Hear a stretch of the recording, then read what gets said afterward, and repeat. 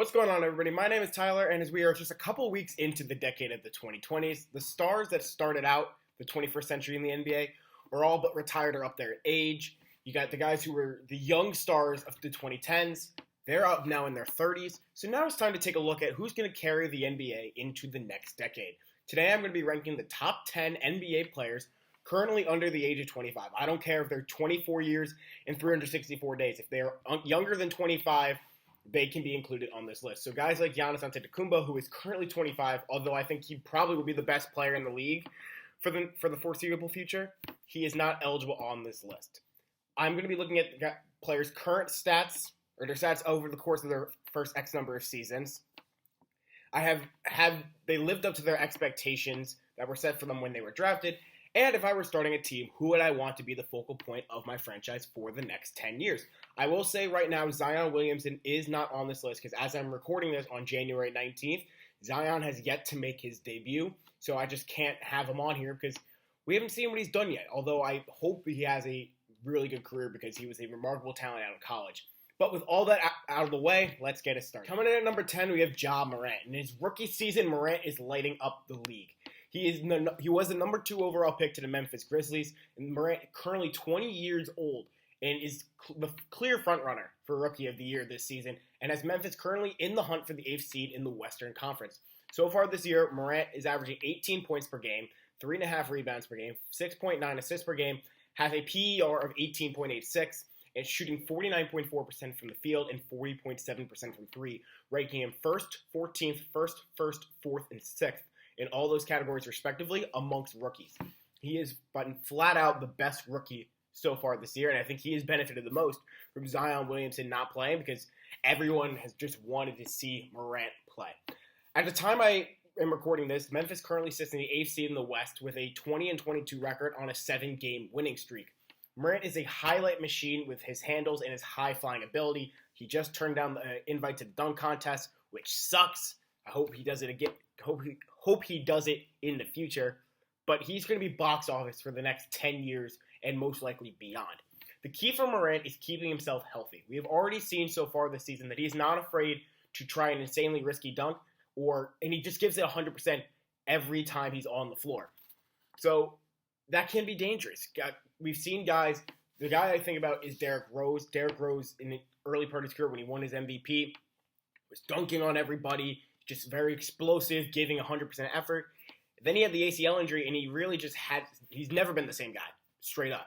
He's starting to come back into a solid player, but he's not the guy who everyone thought was going to be the great point guard that he was going to become. Morant needs to learn how to take the foot off the pedal a little bit, just in order to prevent something crazy from happening, because Rose's injury was somewhat of a freak injury. Morant doesn't want the same thing happening to him. But his swagger level is off the chart. I agree with Tracy McGrady with what he said on The Jump a couple days ago on ESPN. He will be an MVP in this league one day because he's just that good, and he has got Memphis in a great spot right now. I'm very excited to see what he and the Grizzlies do in the future. So as of right now, Ja Morant, number 10 on my list. At number 9, we have Kristaps Porzingis, and I'm not going to lie, it was hard for me to figure out where to put Porzingis, if at all, on this list. The 24-year-old is currently in his 4th season, 5th if you count the full season he missed last year from recovering from an ACL surgery. Is the second best player on a Dallas Mavericks team who are currently 20-11 in games he has played and 7-4 in games he hasn't. In 48 games he played prior to getting hurt, Porzingis was a member of the Knicks, averaging 22.7 points, 6.6 rebounds, and 2.4 blocks. And he was named to his first All-Star team and would have played had he remained healthy. This year, he is averaging 17.3 points, a career-high 9.4 rebounds, and 2.1 blocks, but once again, as the second option in Dallas to Luka Doncic. I guess that is the main reason why he is so low on this list. Although he has proven to be a number 1 guy from his time in New York and put up all-star caliber numbers, he just currently is not that guy. That's not his role as of right now in Dallas. I will admit, experts say that it takes guys a full year of basketball following an injury, like once they come back, to truly feel comfortable again following knee surgery. So I guess we will see with KP, but as of right now, I don't know. Do he and Luka have me excited for their dynamic duo for years to come? Yes. But as it currently stands, Porzingis is just not playing at the level that the guys ahead of him are. I hope he gets back to that level, but I just don't see that happening as a number 2 option in Dallas, because that is Luka Doncic's team without a doubt. Porzingis is a great talent, a great complementary piece, but he will not be a number one guy as long as Luka Doncic and he are on the same team together in Dallas. So as of right now, I have him at number 9 on my list. At number 8, we have Trae Young. From year 1 to year 2, Young has improved greatly in all aspects of the game. Currently, the 21-year-old is averaging the 3rd highest points per game average in the entire NBA with 29.1, the 4th highest assists per game average in the league at 8.5, while grabbing 4.5 rebounds, 44.2% shooting from the field, and 36.9% from 3, all while his minutes per game have increased from 30.9 to 35.2 on average per game.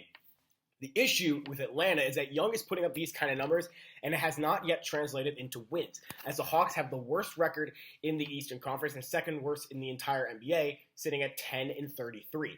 What Young needs to do is not let these early losses early on in his career get in his head and hinder his growth. Someone like Young and a lot of these young players that get drafted high, all they're used to is winning. They won in high school, they won in college, they won on the AAU circuit, so they get drafted and they might not have the immediate success that they might think they will, and that could be a hindrance on a lot of guys. The Hawks are currently rebuilding, which can be difficult on a player who is known for winning. Young just needs to trust the process, and eventually he will be playing playoff basketball, especially in an Eastern Conference that is so weak.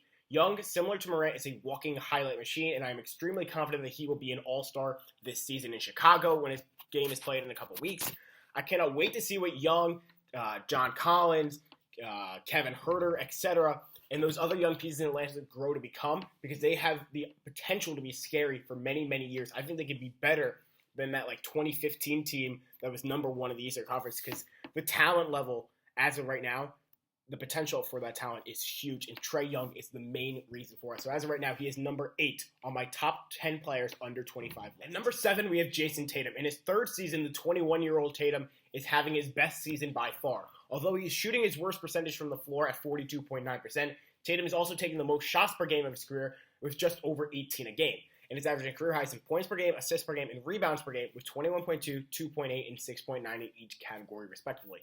Last season was a little bit of a roller coaster for Tatum, and Kyrie Irving did not help. But now I think that Kyrie is out of Boston and creating trouble in Brooklyn. Tatum can step into a number 1, or I guess number 1B role for the Celtics, and he has thrived. Because Kemba Walker, I would say, arguably is the number 1 guy on that team.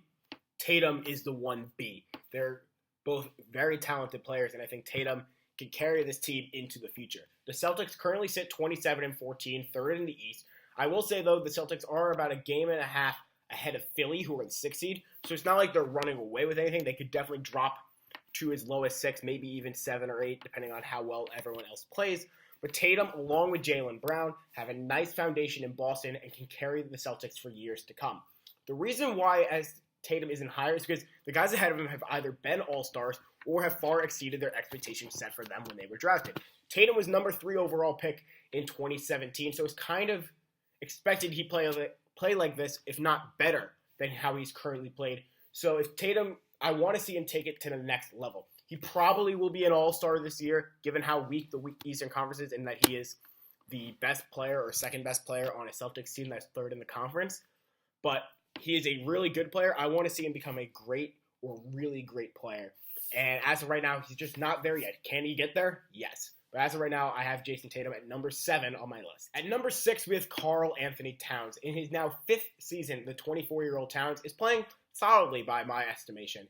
He's currently averaging 26.5 points per game, 11.4 rebounds per game, 4.3 assists, and 1.2 blocks. Towns was named an all-star in both the 2018 and 19 seasons, but with all the individual success the former number 1 overall pick has had, it's not necessarily translated to wins for the Minnesota Timberwolves. Since drafting Towns in 2015, the Wolves are 158-212. They've only had 1 winning season with Towns. That was back in 2017-2018, where they had 47 wins and lost in the first round in the playoffs to Houston in 5 games. But that was also during the season where Jimmy Butler played in Minnesota. So it was really Jimmy Butler carrying that Timberwolves team to the playoffs, and Towns was the number 2 guy. I will say Towns has not had much help, as Andrew Wiggins certainly has not panned out into the player that many people thought he would be, and the Butler experience did not go necessarily as planned. It kind of did, but then you had the whole practice fiasco and the trade demands and et cetera, so that just necessarily hasn't worked out. But as the focal point of the team and face of the franchise that Towns is, it is on Cat's responsibility to lead this team to wins regardless of who is around him. That is why I can't have Towns any higher. The guys ahead of him on this list are just either better or have had more success in their careers thus far.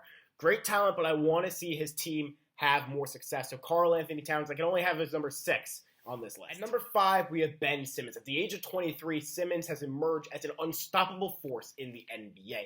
After missing his entire rookie season due to injury, Simmons has proven that he could wreak havoc on opposing defenses with his driving ability. The guy is a 6'10", 240-pound point guard, for crying out loud. Simmons so far this year has assisted on the most three-pointers in the entire NBA and is averaging a career-best 8.4 assists per game. Simmons is also averaging career lows, however, in points per game and rebounds per game with 15.4 and 7.7. Still solid numbers, but Simmons is slightly regressed this season. I think the reason for this regression is that teams are finally figuring out how to best defend him, force him to shoot.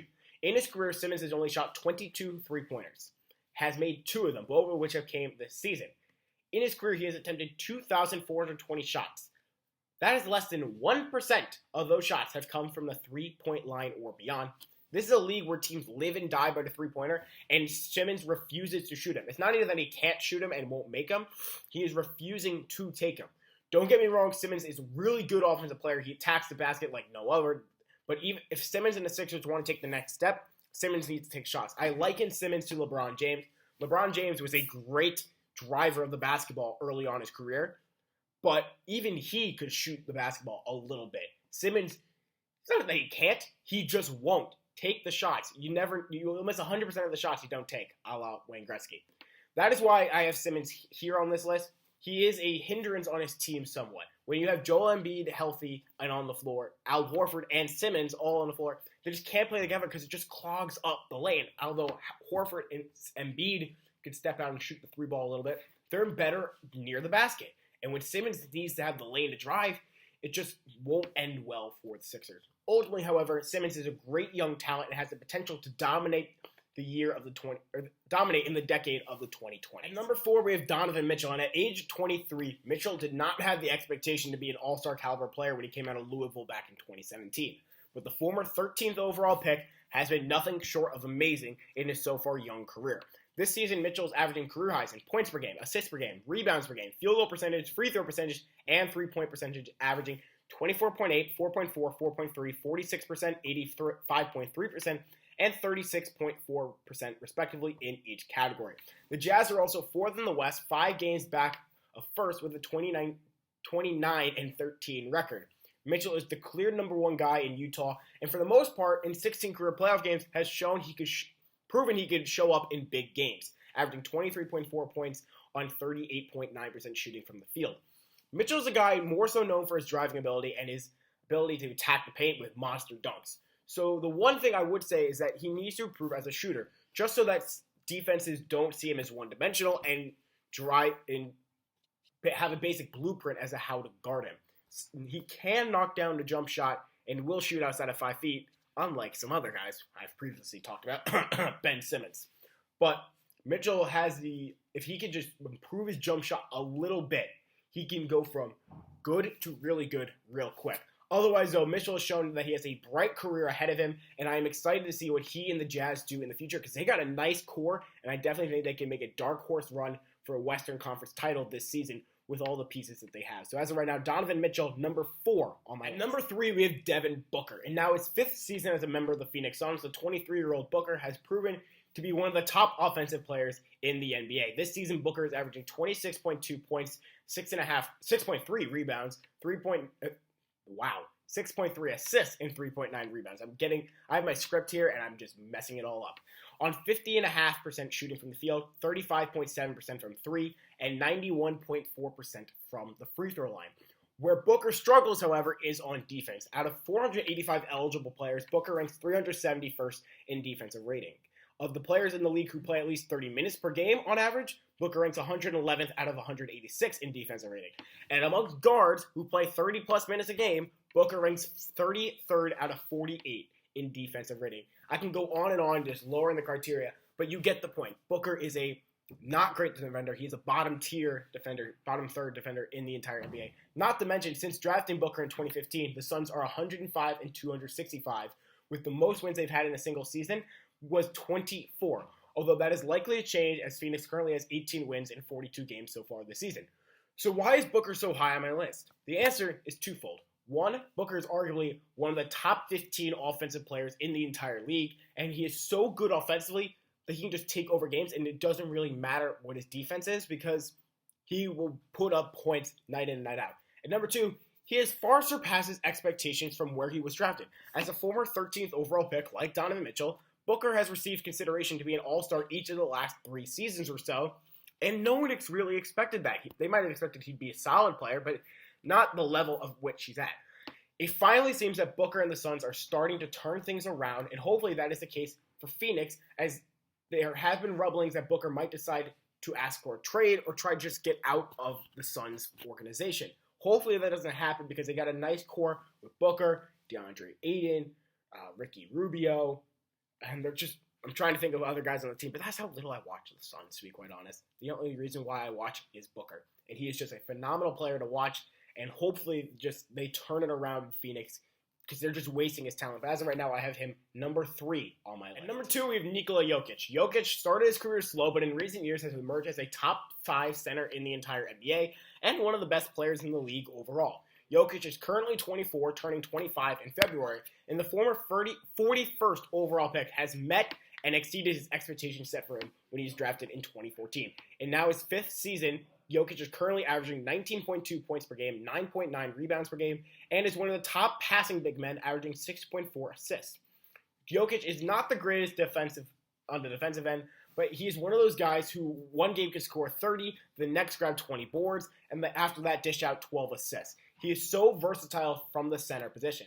Jokic currently has a squad at the number 2 seed in the West with a 29-12 record, and definitely in the conversation for a potential championship run. The one thing I want to see with Jokic is just get a little bit more consistent. I don't want to see games where he has 5 points, 10 rebounds, 6 assists or whatever, and the next have 30 points, 15 rebounds, and 12 assists. It's one of those things where you got to be a little bit more consistent. I get it, it's hard at the center position because it's such a guard-driven game, but Jokic has the ability to be one of those guys who demands the ball every time down the floor, and it would be interesting to see how Jokic plays with Jamal Murray now out with injury for Denver for the next couple of weeks. But as of right now, I have Jokic number 2 comfortably on my list. Finally, at number 1, we have Luka Doncic. At 20 years old, Doncic is taking over the NBA. This season alone, Doncic is averaging 28.9 points, 9.7 rebounds, and 9 assists per game with a PER of 30.14. Good enough for 4th, 17th, 3rd, and 3rd in the entire league. Doncic is going to be an all-star this season in his 2nd season in the league. You don't see that very often. And it has worked out great for Dallas. Dirk Nowitzki retires, they draft Luka, and so the Mavs really don't have to worry about a major drop-off as Doncic is already a superstar, and that helps given he had all the time as a pro in Spain. Mavericks currently sit 27-15, 7 games back of first in the West as the 5 seed. Luka is going to be a multiple-time MVP in this league, most likely grow to become the face of the league at one point. But the one thing he needs to worry about is letting his emotions get the better of him. I've seen a couple times during this season. One time I'm thinking it's the Lakers game a couple weeks ago. He got so mad at himself for missing free throws, he literally ripped his jersey. And he sets such high expectations for himself that when he fails and doesn't meet them, he tries to force the issue, and that hurts the Mavs at times. But Doncic is going to be a remarkable player for the next 10, 15 years or so. He's already a remarkable player. It'd be interesting to see how he, as I mentioned, Kristaps Porzingis, really carry the Mavs franchise into the future. And I'm really, really excited because Doncic is probably one of my favorite players to watch night in and night out. He was the guy that I will just turn the TV on and watch the Dallas Mavericks, regardless of who they're playing. So Luka Doncic, my number 1 player under the age of 25 as it stands. So what do y'all think? Did I get it right? Who are your top 10 players under 25 as of right now? I know there are a lot of guys who I left off, like a De'Aaron Fox. I believe Jamal Murray is still in this consideration. Obviously, Zion Williamson will probably be on this list. Lonzo Ball. I'm sure there are many, many more whom I'm missing. Kuzma's another one. It's just there's so many great young talent in the NBA as it stands right now, and I'm really excited how they all grow and develop because the league, I think, is in a great spot with these young guys, and the 2020s is going to be a fun decade with all the talent that is there and all the talent that is still going to be coming out in the draft in years to come. So thank you so much for watching. Leave your list down below in the description, and we'll see you next time.